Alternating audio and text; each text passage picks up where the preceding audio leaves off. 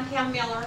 I think when 4B looks at things, first of all, we need to remember that we've made a commitment. We've purchased Oakdale Park, and so there's a lot of renovation going on there. And I think the premise is a good idea to have the palace, but the thing that's real scary is until last month when we talked, we said we were really going to look, we wanted someone to come in with a proposal, and we wanted someone to be able to show that they had the financial ability to support it for a year. And so it's kind of a scary thing just to jump off and go ahead and buy it without anybody doing that, without anyone here. And I know that the chamber said they could, but you know, are they willing to pay that kind of money, the $2,000 and whatever a month?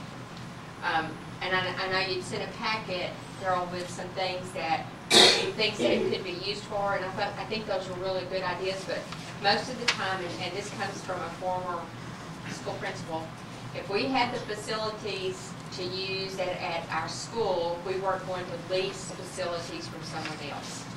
And so I think it's something that we all need to think about and make sure that, you know, and I don't think I brought it, but we had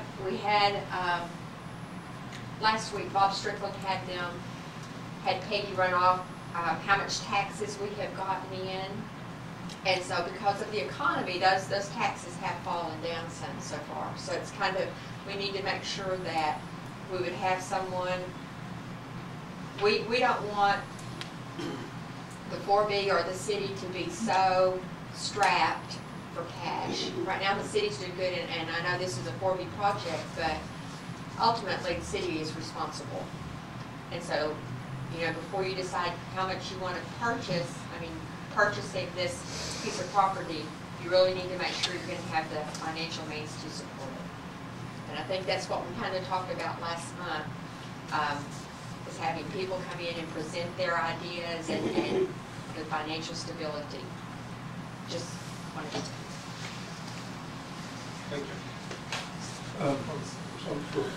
Well, I appreciate the comment, Dan, but also last month we were also under all our rules and how do we present a project and things like that. We can't talk about purchasing a building or anything like that until we get out to the public.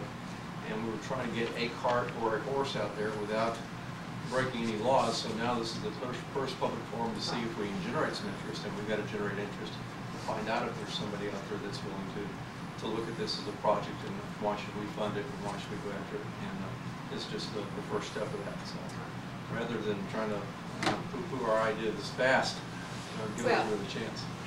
But when we talked last month too, part of it was once it was put in the paper and as a public hearing, then that was going to also notify people that we were interested in doing that.